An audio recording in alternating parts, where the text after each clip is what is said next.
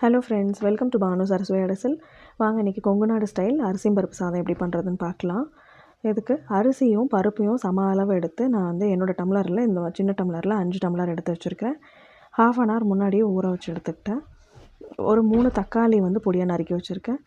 சின்ன வெங்காயம் ஒரு 10 பல் பக்கம் உரிச்சு வச்சுருக்கேன். பூண்டு உரிச்சு வச்சுருக்கேன். ஒரு 3 காஞ்ச மிளகாய், கொஞ்சமாக கருவேப்பிலை எடுத்து வச்சுருக்கிறேன். அரிசி வந்து ஊறிட்டு இருக்குது. வாங்க இப்போ எப்படி செய்கிறதுன்னு பார்க்கலாம். இப்போ குக்கரில் ஒரு 4 டேபிள் ஸ்பூன் கடலெண்ணெய் ஊற்றிருக்கிறேன். எண்ணெய் நல்லா காஞ்சதும் நம்ம வந்து கடுகு தாளிச்சிடுவோம். ஒரு 1/4 டேபிள் ஸ்பூன் கடுகு போட்டிருக்கேன். கடுகு நல்லா பொரிஞ்சு வந்ததும் நம்ம வந்து சீரகம் சேர்த்துக்கலாம்.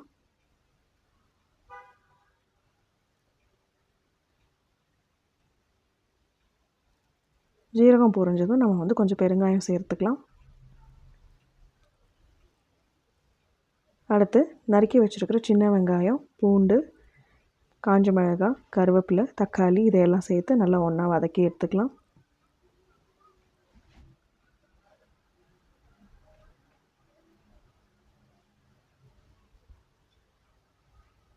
சாம்பார் சாதம், அதாவது அரிசி பருப்பு சாதம்ன்றனால நான் வந்து எல்லாத்தையுமே சேர்த்து ஒன்றா வதக்கிக்கிறேன்.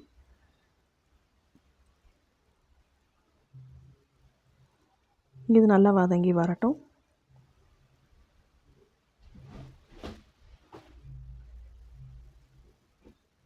இது செய்கிறதுக்கு நம்மளுக்கு அதிகமாக டைம் எடுக்காது. நமக்கு அரிசி ஊறுற நேரம் தான், நம்ம இதெல்லாம் ரெடி பண்ணுற நேரம் மட்டும்தான். 10 நிமிஷத்தில் இது செஞ்சு முடிச்சிடலாம். இதுக்கு வேகிற டைம் மட்டும்தான். ஒரு 1/4 டேபிள் ஸ்பூன் மஞ்சள்தூள் சேர்த்துக்கலாம்.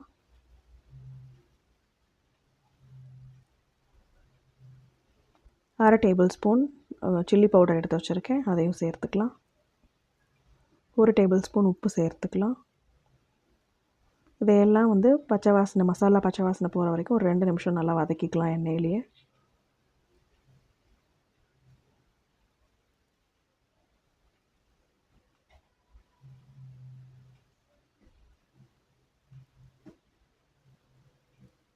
இது நல்லா வதங்கினதும் நான் வந்து இன்றைக்கி 5 டம்ளர், அதாவது 2.5 டம்ளர் ரைஸும் 2 டம்ளர் பருப்பும் ஈக்குவலாக வச்சுருக்கிறேன் இந்த டம்ளரில்.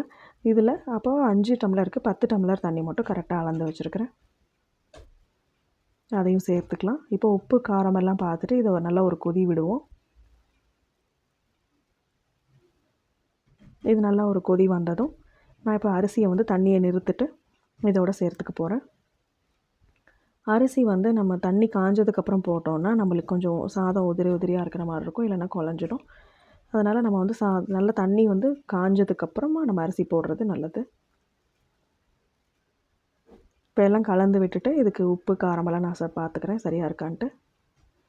இதில் ஒரு கொதி வந்ததும் நான் குக்கர் மூடி போட்டு ஒரு 3 விசில் விட்டு எடுத்துக்கிறேன். நமக்கு தண்ணி சுண்டிடும் அதுக்குள்ளே.